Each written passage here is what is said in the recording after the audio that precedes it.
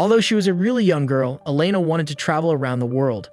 As such, she decided to study so she could become a witch. When she turns 14 years old, Elena passes the sorcery exam, becoming an apprentice witch. She then approaches the witches in the country in order to be their disciple, but she is rejected.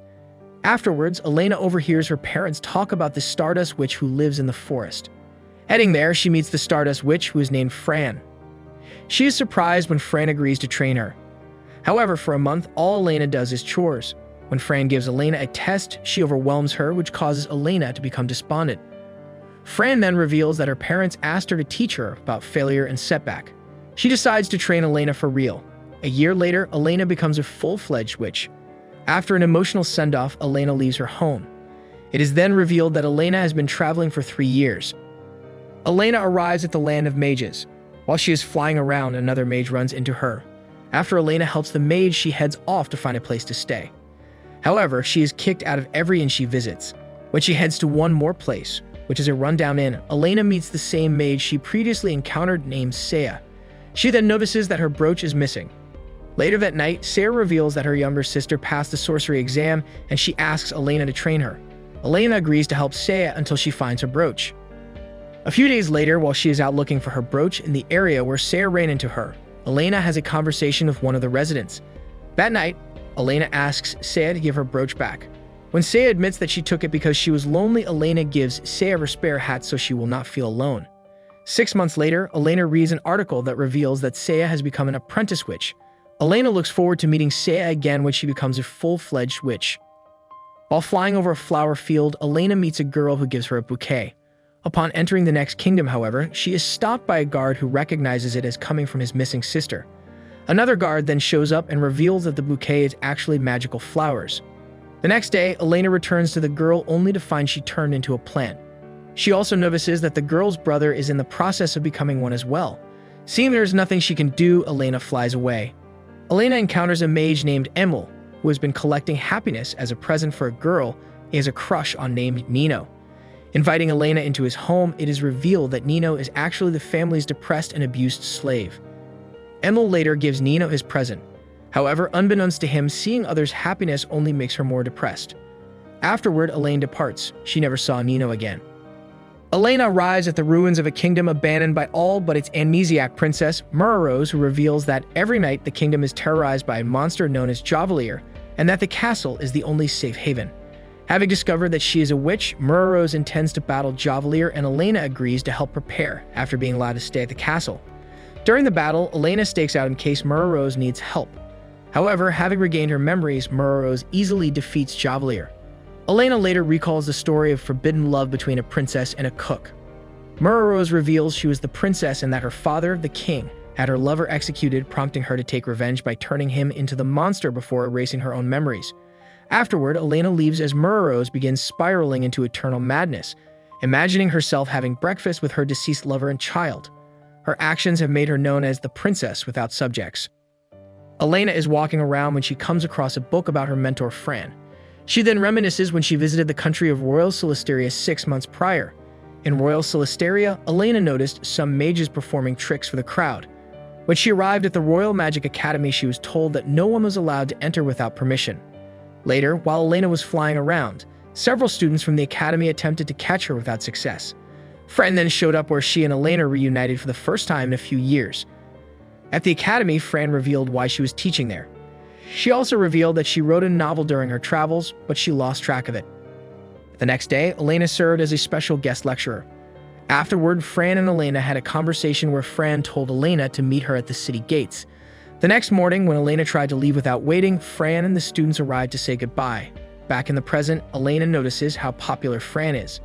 Elena arrives in the land of truth tellers, a country surrounded by a magical barrier that makes lying impossible. However, she soon finds that being unable to lie has caused the inhabitants to resort to other methods of deceiving others. After checking out the country for a while, Elena is reunited with Saya, and now full-fledged witch sent to investigate the country. They are then approached by the country's mute former royal witch, Ihemia, who explains the situation. The king hated how his subjects would lie to him and ordered her to cast the barrier using the royal sword as a medium, losing her voice in the process. To restore the country back to normal, the trio sneak into the castle and, after a short scuffle, destroy the sword, restoring everyone's ability to lie along with Ihemia's voice. Afterward, Ihemia convinces the king of the error of his ways, while Saya gives Elena a necklace before they part ways. When she was young, Elena read a story about how Night convinced the officials of a divided country to allow travelers to carve into the wall. In the present, Saya is in the country and she convinces the officials to allow the people in the country to carve into it as well. When Elena arrives in the country, she discovers that the wall was torn down. She then picks out a piece of the wall that partially has Saya's message on it. In a village, an old man tells his grandchild the story of how the Grape Throwing Festival started. He reveals that the village was divided when a witch showed up. The village chief asked the witch to help stomp grapes. She was reluctant to do so until she was insulted by Rosemary, a famous poster girl.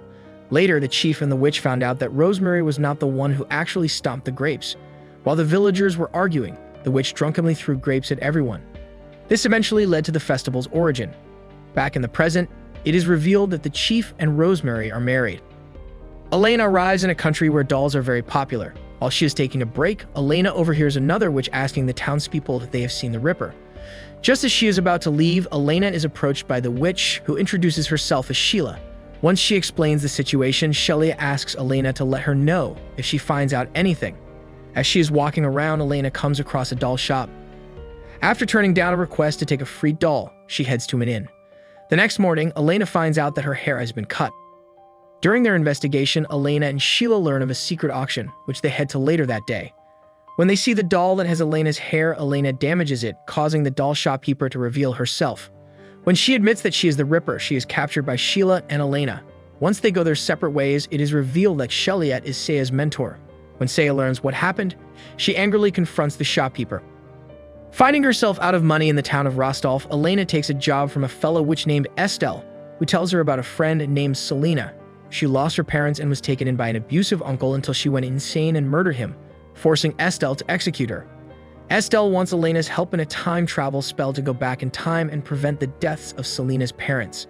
Elena accepts and the two successfully travel to the past.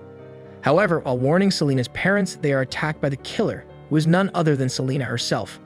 She reveals that her parents abused her as well, and she never saw Estelle as a friend, prompting the latter to kill her. After returning to the present, it is revealed that Estelle gave up her memories of Selena to boost her magic, leaving Elena to despair about the situation. After ordering Saya to deliver a box to the United Magic Association branch in the town of Quanorts, Sheila prepares to go on an annual vacation with Fran. On their way, the two recall their youth as fellow apprentices of Nike. They frequently clashed until their master tasked them with apprehending the Curio Company, a band of robbers that terrorized Quanorts. Unfortunately, their continued clashing only caused them to get in each other's way, and they ended up getting captured. Ultimately, the two put their differences aside and worked together to defeat the Curio Company. Afterward, they became full-fledged witches. Back in the present, Sheila recognizes the box as having belonged to the Curio Company, and she rushes after Saya. Meanwhile, Elena arrives in Quanorts. Elena is in Quanorts, where she reads an article stating that the Curio Company is free after 20 years. Meanwhile, Saya arrives in the town where she encounters the leader, who unsuccessfully tries to steal a box. She then meets up with her younger sister, Mina, who is working undercover. The leader later finds Elena, and she uses a spell that causes Elena and Saya to switch bodies. While inside Saya's body, Elena opens the box, which releases a love potion that spreads throughout the town. After they find each other, Elena and Saya apprehend members of the Curio Company in order to find the location of the leader. Once they confront her, she brags that there are more members in town that they have not captured. Just then, Fran and Sheila arrive to help restore order. The next day, Elena and Saya are back in their bodies. When Sheila, Saya, and Mina leave town, Elena and Fran have a conversation before they go their separate ways. Elena then decides to continue on her journey. Elena arrives in a country that claims it makes wishes come true. Once she heads inside, she notices that the locations are places she previously visited. When Elena goes to Murarose's castle, she learns there are many versions of herself. At a meeting, it is revealed that one of the Elenas has been attacking everyone. Shortly thereafter, the violent Elena shows up. When the real Elena wonders why the violent Elena is doing this, she admits that she wants everyone to experience the same pain she feels, as she never got over what happened in Rostov. Following an exhausting battle, the real Elena makes peace with the violent Elena.